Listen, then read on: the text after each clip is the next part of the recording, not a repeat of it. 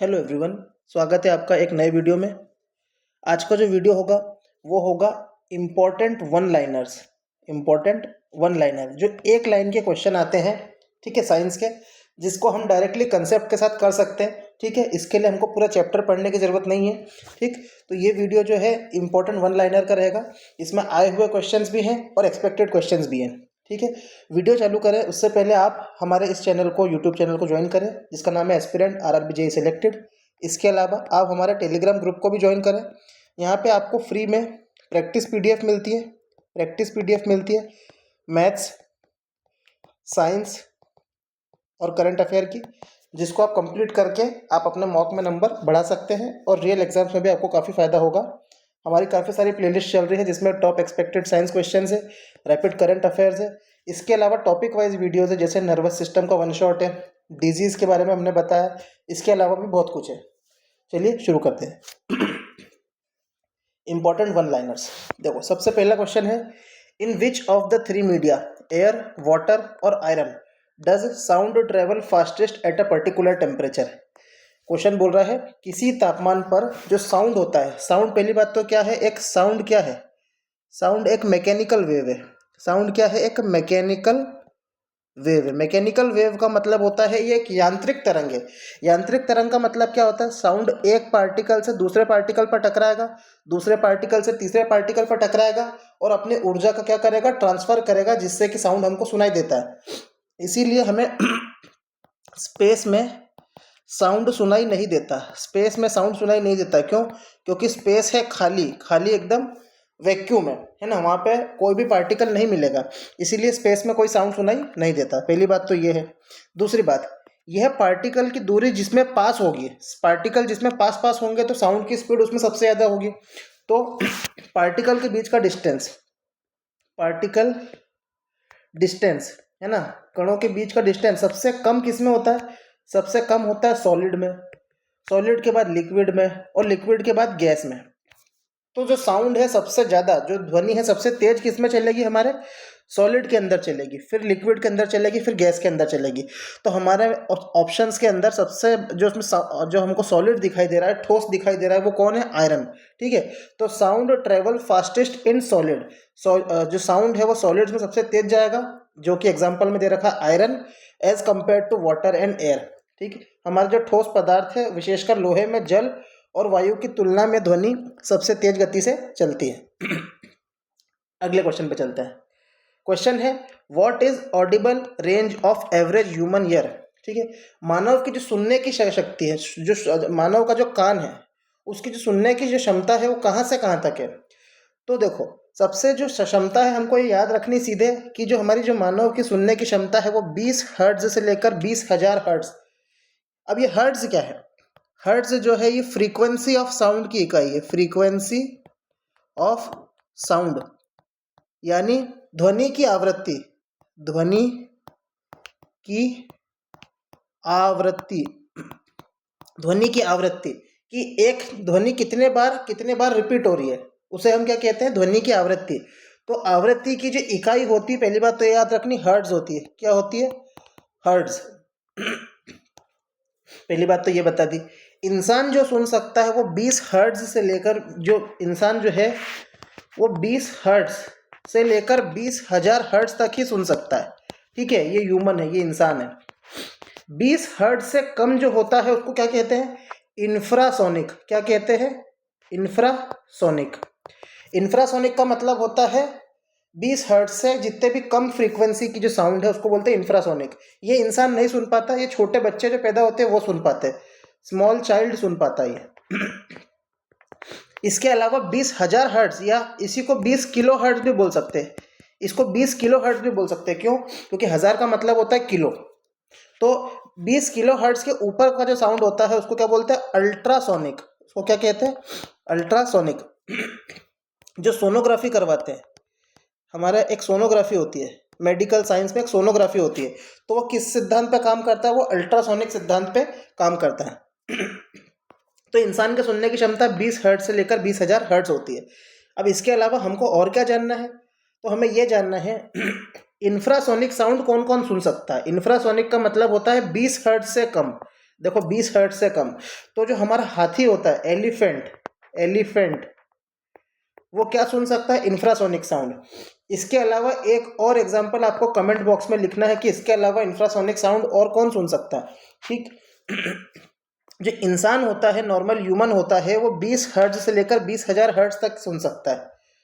इसके अलावा जो अल्ट्रासोनिक साउंड होता है, जो 20,000 हर्ट्ज से ज़्यादा है, उसे सिर्फ चमगादड़ सुन सकते हैं। बैट यानी चमगादड़। इसके अलावा आपको एक एग्जांपल बताना है कि इसके अलावा और कौन अल्ट्रासोनिक साउंड सुन सकता है। चलिए अगले क्वेश्चन पे चलते हैं। क्वेश्चन है, which characteristic of sound helps you to identify your friend by their voice while sitting with other in a dark room.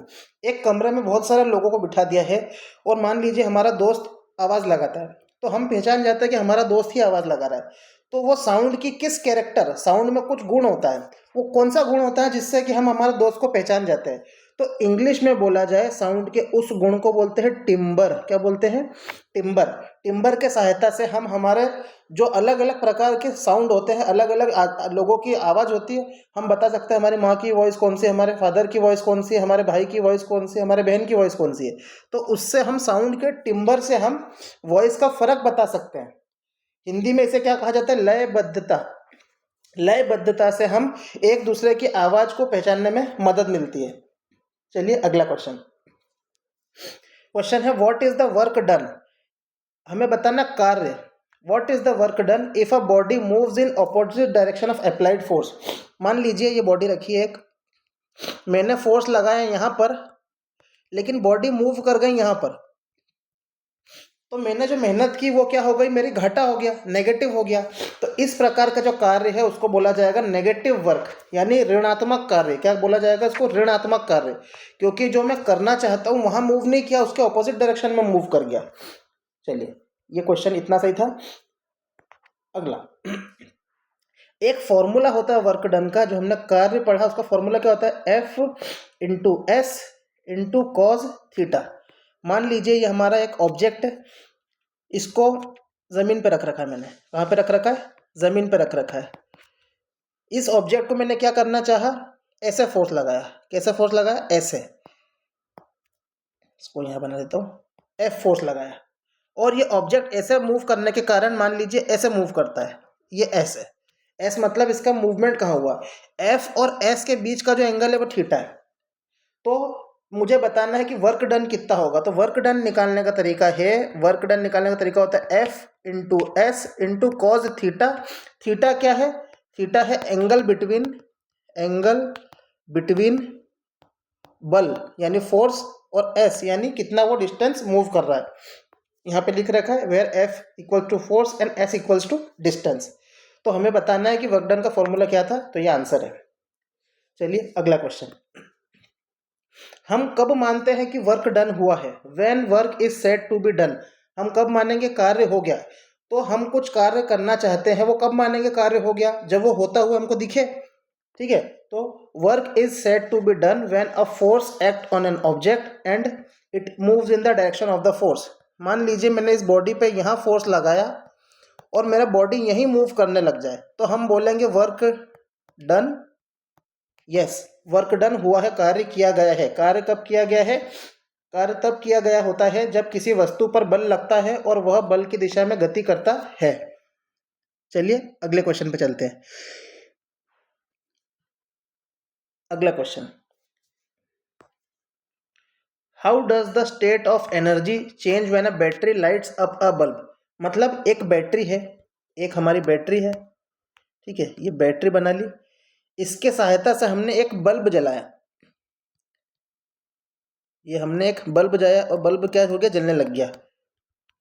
तो यह क्या हो रहा है इसके अंदर? तो देखो, बैटरी जो होती है, बैटरी के अंदर होती है केमिकल ऊर्जा। बैटरी के अंदर क्या होती है? केमिकल ऊर्जा। क्या होती है? केमिकल एनर्जी, रासायनिक ऊर्जा। और जो बल्ब जल रहा है उससे क्या मिल रहा है हमको? इलेक्ट्रिक एनर्जी यानी विद्युत ऊर्जा। इलेक्ट्रिक एनर्जी यानी विद्युत ऊर्जा। तो क्या हो रहा है बल्ब की के अंदर कि जो हमारे बैटरी की केमिकल एनर्जी है वो विद्युत ऊर्जा में कन्वर्ट हो रही है। तो हमें यही बताना है कि कौन सी ऊर्जा किसमें कन्वर्ट हो रही है। तो ये क्वेश्चन था हमारा। आपको बताना है फर्स्ट बैटरी या फर्स्ट सेल किसने बनाया था? फर्स्ट बैटरी या फर्स्ट इलेक्ट्रिक सेल किसने बनाया था? इसको इलेक्ट्रिक सेल भी बोल सकते हैं, जिसके नाम पे हमने एक इकाई का नाम भी रखा है, एक यूनिट का नाम भी रखा है। चलिए, ये होमवर्क था। अगला क्वेश्चन ये कई बार आया हुआ है, पूछा गया है कि इनमें से कौन सा एनर्जी कन्वर्जन हो रहा है जब कोई व्यक्ति बाइसिकल यानी साइकिल चलाता है। तो देखो, ये एक इंसान है, मान लीजिए ये इंसान है, इसने खाना खा रखा है। तो खाने से इसको जो ऊर्जा मिली है वो किस रूप में आई है? मसल के अंदर आई है। हमारे मसल्स यानी मांसपेशी की ऊर्जा है, मसल एनर्जी। अब ये व्यक्ति जब हमारी साइकिल चलाएगा, ये क्या चलाएगा? जब साइकिल चलाएगा, साइकिल बना देते हैं, जब ये साइकिल चलाएगा तो साइकिल चलाने में इसकी जो मसल की ऊर्जा है वो मैकेनिकल यानी यांत्रिक ऊर्जा बन रही है। क्या बन रही है? यांत्रिक ऊर्जा यानी मैकेनिकल एनर्जी बन रही है। तो हम जो साइकिल चलाते हैं जब, तो मसल एनर्जी किस में कन्वर्ट हो जाती है? मैकेनिकल एनर्जी में कन्वर्ट हो जाती है। चलिए अगले क्वेश्चन पे चलते हैं। एक ऑब्जेक्ट है जो कि 10 किलो का, ये 10 किलो का है। इसको मैंने मान लीजिए यहाँ पे रख रखा है एक टेबल के ऊपर, और इसको क्या करा है? ए से बी, मान लीजिए ये ए पॉइंट था, इसको मैं बी पॉइंट तक ले गया, तो ए से लेकर बी पॉइंट तक ले गया। तो पूछा ये है कि इस पे गुरुत्वाकर्षण ने कितना काम किया, ग्रेविटी ने। तो देखो, हमेशा का सत्य ये है कि काम तभी माना जाता है जब होते हुए दिखे। ठीक, तो कहने का मतलब ये है, इसमें पूछा है कि गुरुत्वाकर्षण बल ने क्या काम किया था। तो आपको सबको पता है कि गुरुत्वाकर्षण बल कहाँ लगता है? नीचे की ओर लगता है। गुरुत्वाकर्षण बल का काम क्या होता है? ग्रेविटी का काम क्या होता है? किसी भी ऑब्जेक्ट को नीचे लेके जाना। लेकिन हम बॉडी को यहाँ से यहाँ मूव कर रहे हैं, बॉडी नीचे नहीं जा रही, बॉडी वहीं की वहीं है। ग्रेविटी ने मेहनत तो बहुत की, लेकिन ग्रेविटी कुछ काम नहीं कर पाई, काम दिखा नहीं। तो कहने का मतलब यह है, इधर ग्रेविटी ने कोई काम नहीं किया, ग्रेविटी ने नो चेंज, ग्रेविटी ने कोई काम नहीं किया। क्यों? क्योंकि इसकी वर्टिकल हाइट नहीं बदली। अगर हाइट नहीं बदली है, हाइट को हिंदी में क्या बोलते हैं? ऊर्ध्वाधर ऊंचाई। अगर ऊर्ध्वाधर ऊंचाई नहीं बदलेगी तो गुरुत्वाकर्षण बल के द्वारा कार्य जो किया है वो भी नहीं दिखेगा। लेकिन जिस इंसान ने इस ऑब्जेक्ट को खींचा है, उसने तो कार्य किया है, क्योंकि उसकी लोकेशन चेंज हो रही है, लेकिन ग्रेविटी ने कोई काम नहीं किया है। चलिए अगले क्वेश्चन पे चलते हैं। इसीलिए पेपर में एक बार पूछा गया है कि एक कुली जो सामान लेके खड़ा है, कुली ने सामान को उठाया, सिर पे रखा और नीचे रख दिया, तो कुली का वर्क डन 0 क्यों होता है? कुली ने कोई काम नहीं किया। कुली ने कोई काम इसलिए नहीं किया क्योंकि उसने सिर पे उठाया ऑब्जेक्ट और वहीं रख दिया। ठीक है, तो इसको ध्यान रखिएगा। चलिए अगला क्वेश्चन जो है ये प्लांट्स से जुड़ा हुआ है। आपको इसमें कुछ नाम याद रखना है। मैं बता देता हूँ कि क्या चीज़ है, कैसे होती है। ठीक, सबसे पहले दिया है where is apical meristem found. Apical का मतलब ही हिंदी में होता है टॉप। एपिकल का मतलब हिंदी में समझ जाइए क्या होता है? टॉप। एपिकल का मतलब ही होता है टॉप, सबसे ऊंचाई पर। तो जो हमारे पेड़ पौधे रहते हैं उसमें अलग अलग प्रकार के क्या होते हैं? उत्तक होते हैं या टिश्यू होते हैं या सेल होते हैं। हिंदी में इसको कहा जाता है शीर्षस्थ विभज्योतक, है ना, इसका कहा जाता है। तो ये क्या होते हैं? तो आइए एक पेड़ के हम फोटो देखते हैं। मान लीजिए हमारा पौधा जो नया नया उगता है, तो उसका जो सबसे ऊपरी सिरा रहता है उसको बोलते हैं एपिकल मेरिस्टम, जो सबसे ऊपर वाला सिरा रहता है। तो इसको क्या बोलते हैं? शीर्षस्थ विभज्योतक। ठीक है, अब ये कहाँ कहाँ मिलता है? तो देखो, एक ये दिख रहा है हमको एपिकल मेरिस्टम, यहाँ पे ये पौधे की सबसे ऊपर, तने के ऊपर दिख रहा है। और ये रूट एपिकल मेरिस्टम यानी ये जड़ का जो सबसे नीचे का हिस्सा होता है। मतलब किसी पौधे का सबसे ऊपर का हिस्सा और सबसे नीचे का जो हिस्सा रहता है उसमें क्या मिलता है हमको? एपिकल मेरिस्टम मिलता है। तो ये हम कहाँ पे देखने को मिलेगा? तो ये हमको तनों और जड़ों के बढ़ते हुए शीर्षों में मिलता है। Apical meristem is found in the growing tips of stems and roots in the plant. एक होमवर्क है आपके लिए, आपको बताना है कि हमारा जो अनियन होता है, अनियन, और हमारा जो पोटैटो होता है, ठीक है, उसमें अनियन और पोटैटो में क्या होता है? उनकी आंख रहती है, आई ऑफ पोटैटो। ये क्या होती है? तो ये एक प्रकार का एग्जाम्पल होता है जिसमें हमारे अलग अलग जो उत्तक होते हैं, अलग अलग सेल होते हैं, अलग अलग काम करते हैं। ये उससे जुड़ा हुआ है। नहीं समझ में आया तो इसको मैं आपको एक अलग वीडियो में एक्सप्लेन करूंगा, पर अभी के लिए ये होमवर्क में आप कर सकते हैं। चलिए अगला क्वेश्चन है, डेजर्ट में, तो हो गया। हाँ, डेजर्ट मतलब रेगिस्तान में, रेगिस्तान के जो पेड़ पौधे रहते हैं आपने देखा होगा सूखे में भी उग जाते हैं। क्यों? क्योंकि उनमें पानी का जो घाटा होता है वो कम होता है। देखो पेड़ पौधे क्या रहते हैं, जमीन से पानी लेते हैं। ये पेपर में आया हुआ सवाल है, मान लीजिए एक पेड़ है, ये पेड़ क्या करेगा, जमीन से पानी लेगा जड़ों की सहायता से, ये पानी ऊपर की ओर चढ़ेगा। जब पानी ऊपर की ओर चढ़ेगा तो ये पानी चढ़ने के बाद क्या होता है, पत्तियों की सहायता से वातावरण में निकल जाता है, पत्तियों की सहायता से वातावरण में निकल जाता है। इस क्रिया को बोलते हैं ट्रांसपीरेशन। क्या कहते हैं? ट्रांसपीरेशन। कि पौधे जो होते हैं, ये पेड़ पौधे जो होते हैं, ये अपना पानी जो रहता है, एक्स्ट्रा पानी, वो पत्तियों के माध्यम से वातावरण में निष्कासित कर देते हैं। अब जो रेगिस्तान के पौधे होते हैं वो ट्रांसपीरेशन की दर को क्या कर देते हैं, कम कर देते हैं।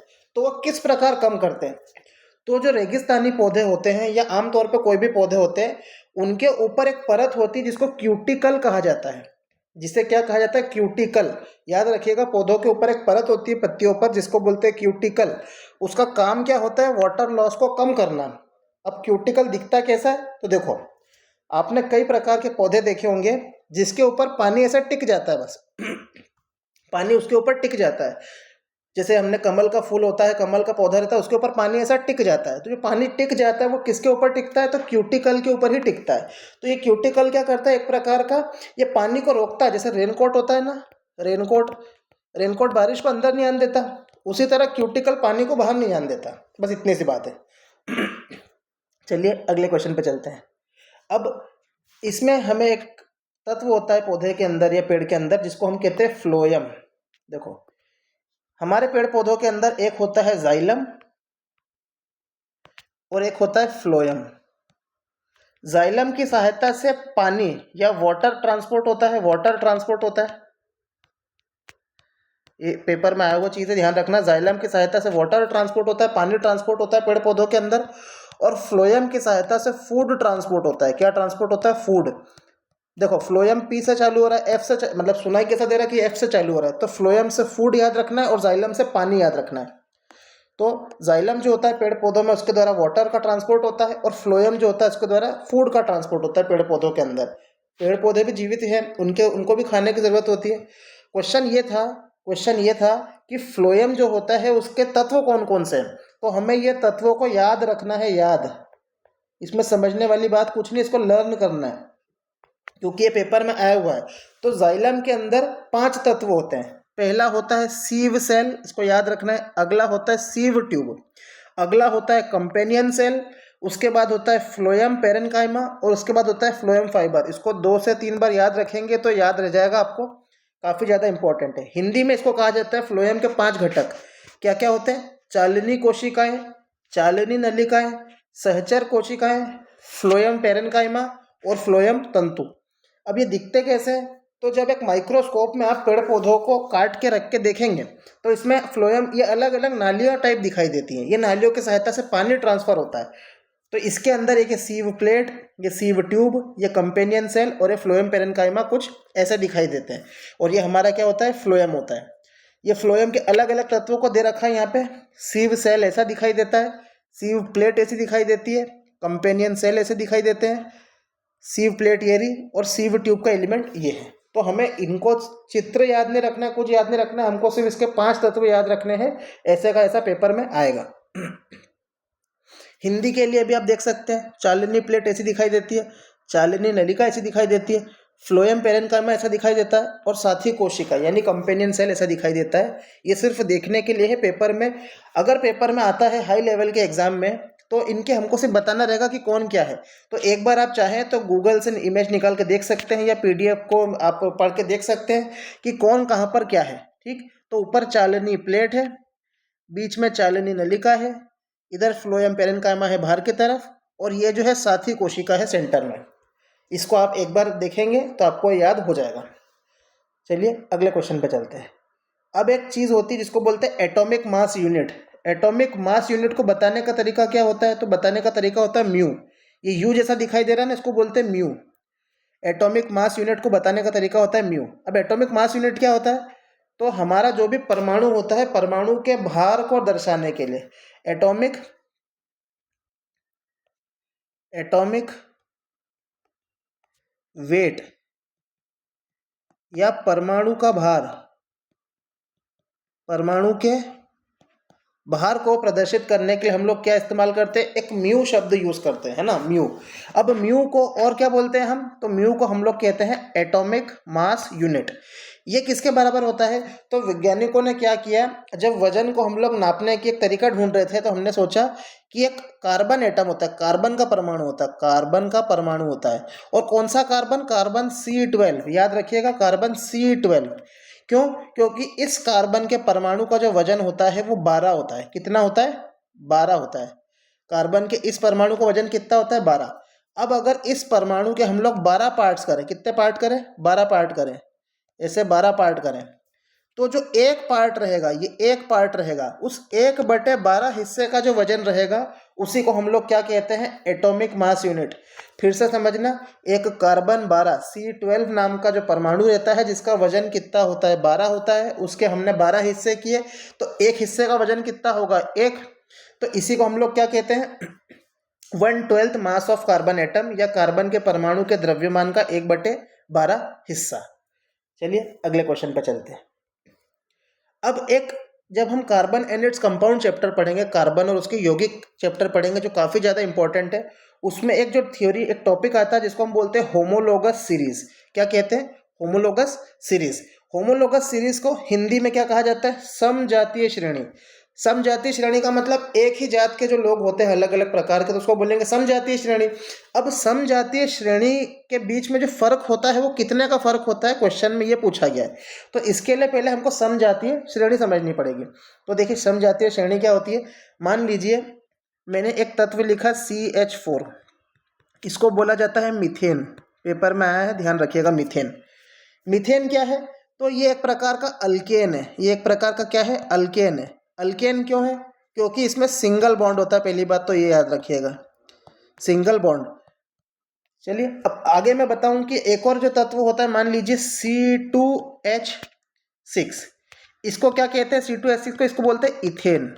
इसको क्या कहा जाता है, इथेन। अब आप देखेंगे मीथेन से हम इथेन की ओर आगे बढ़े, और मान लीजिए इथेन के बाद मैं लेता हूं C3H8, ये है प्रोपेन, ये है प्रोपेन।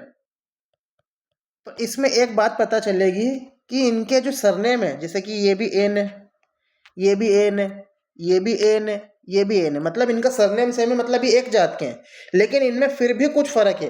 तो क्या फर्क है, तो देखो सी, इधर बना देता हूँ, CH4 मान लीजिए, इधर लिख देता हूँ, CH4 से मैं C2H6 जा रहा हूँ।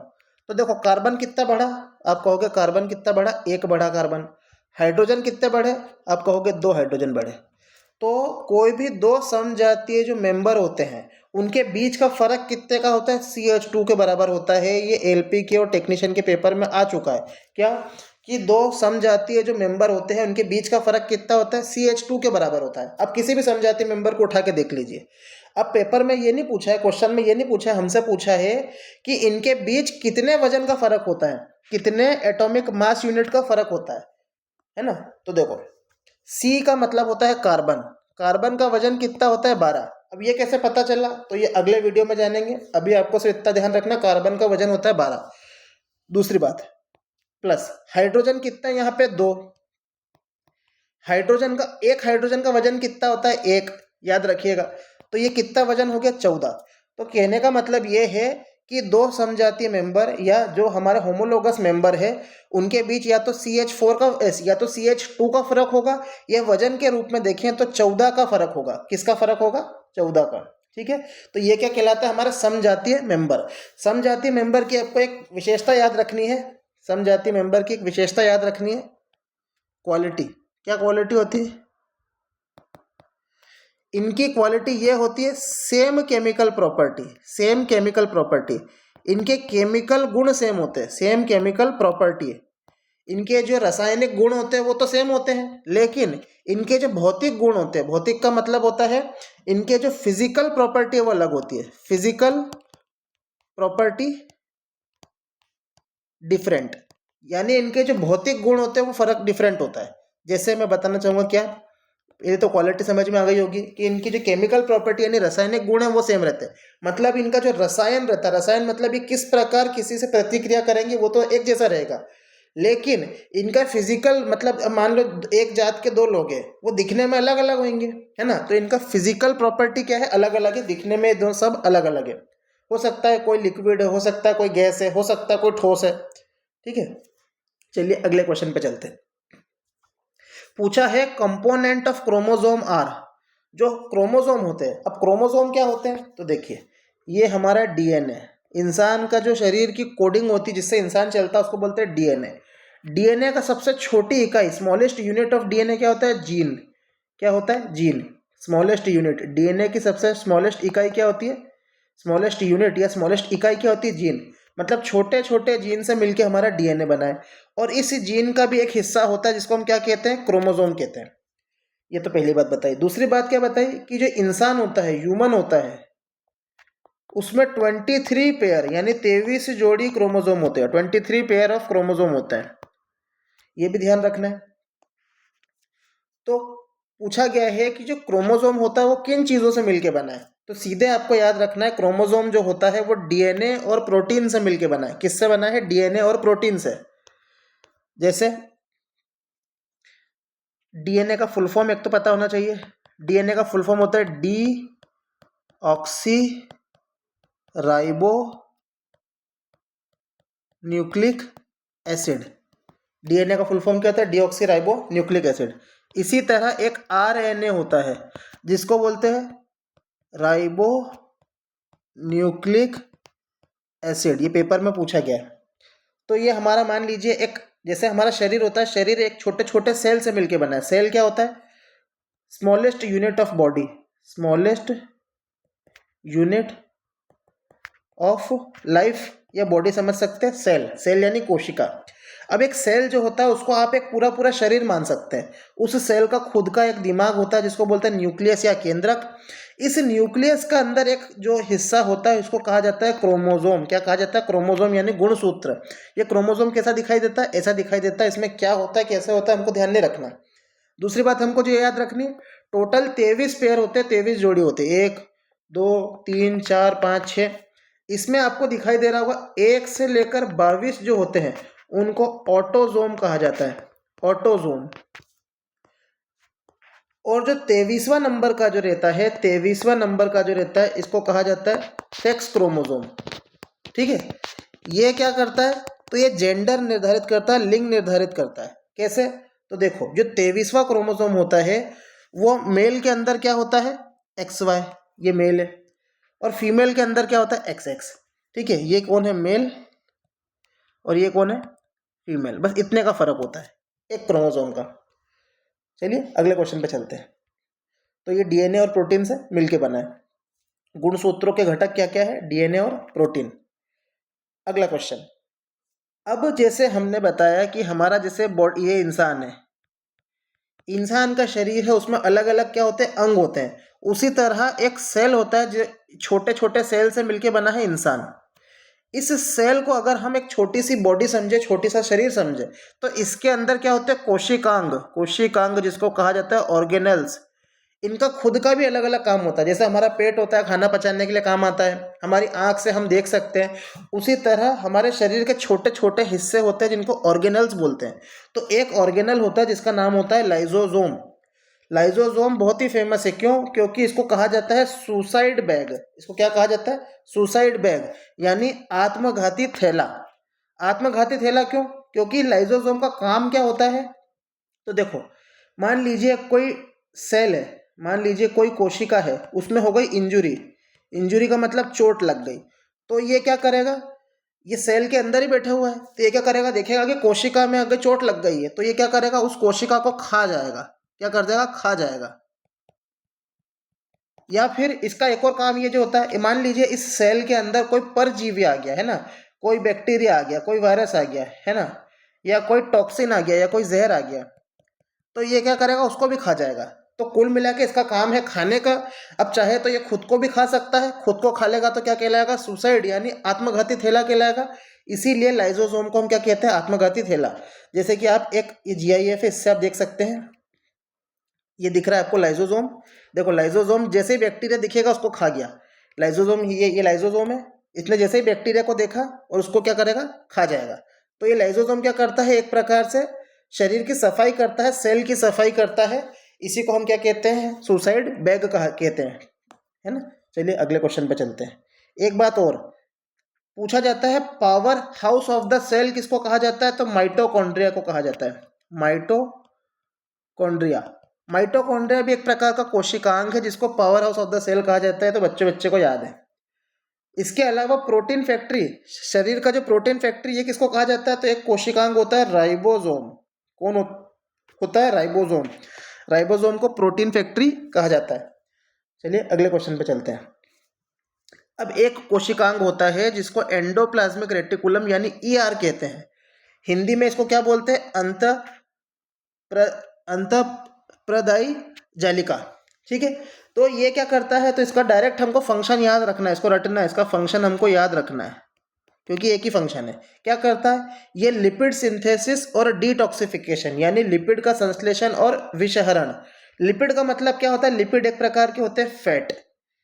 हम जो भी फैट खाते हैं उस फैट का उपयोग किस प्रकार किया जाएगा वो कौन डिसाइड करेगा, एंडोप्लाज्मिक रेटिकुलम। पहली बात तो ये। दूसरा, हमारे शरीर में क्या बन जाते हैं, टॉक्सिन। टॉक्सिन का मतलब हमारा शरीर कुछ भी चीज़ क्रिया करेगा तो उसके बदले में क्या बनता है, जहर। जहर का मतलब जैसे हम लोग यूरिन करते हैं, यूरिन भी एक प्रकार से बॉडी का जहर ही है, टॉक्सिन है, तो उसको भी निकालता कौन है, किडनी। उसी प्रकार हमारे सेल के अंदर जो टॉक्सिन आ जाता है या जहर आ जाता है उसको कौन निकालता है, विषहरण कौन करता है, तो एंडोप्लाज्मिक रेटिकुलम।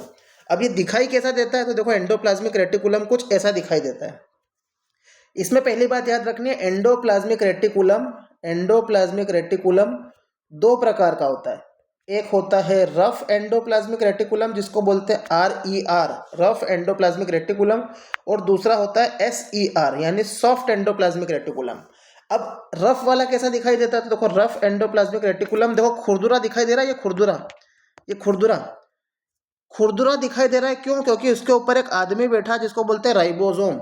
राइबोसोम कौन है, जिसको अभी हमने क्या बोला, प्रोटीन फैक्ट्री, जिसको हमने क्या बोला, प्रोटीन फैक्ट्री। ये प्रोटीन बनाता है।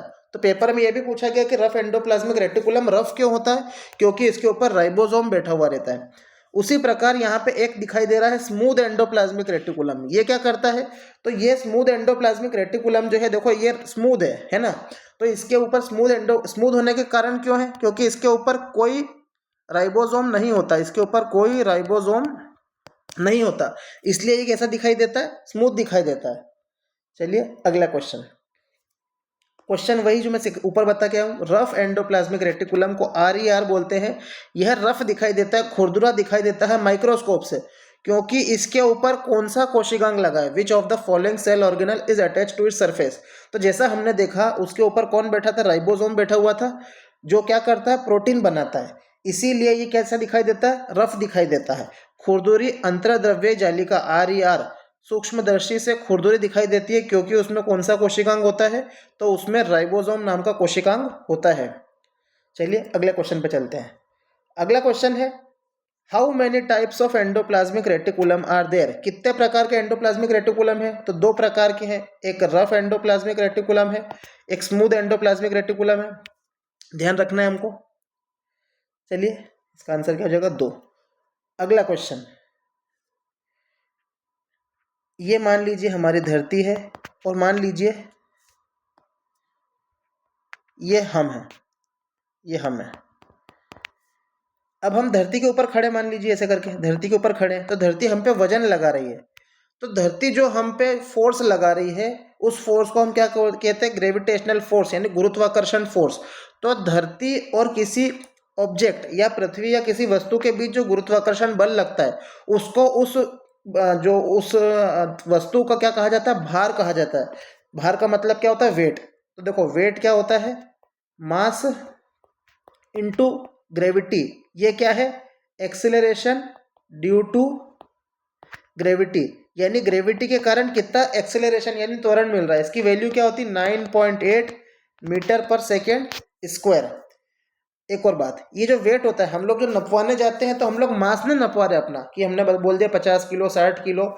हम जो मेजर करने जा रहे हैं वो हमारा क्या है, वेट होता है। वेट यानी वजन, भार।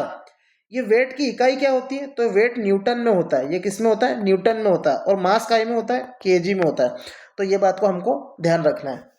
इसके अलावा एक बात और आपके लिए होमवर्क है कि ये धरती है, धरती पे जो मध्य पे रहता है उसको बोलते हैं इक्वेटर।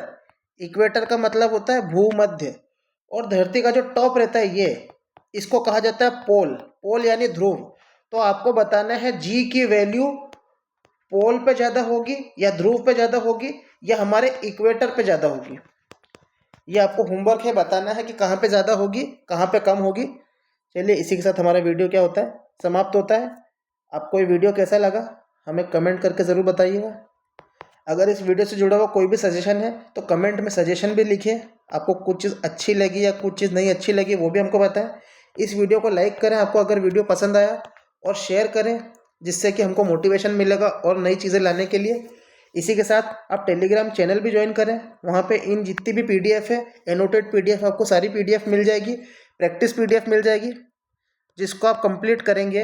अभी तक हमने 30+R 30 घंटे का तो वीडियो कंटेंट, इसके अलावा 180+ या 190+ मैथ्स के टॉप पीवाईक्यू और साइंस के भी हमने करीब करीब 120+ टॉप पीवाईक्यू कर लिए हैं, जो डायरेक्ट आपको रेलवे ग्रुप डी, एएलपी और आरआरबी जेईई एग्जाम्स में देखने को मिलेंगे। चलिए वीडियो बहुत लंबा हो गया, इसको एंड करते हैं। धन्यवाद।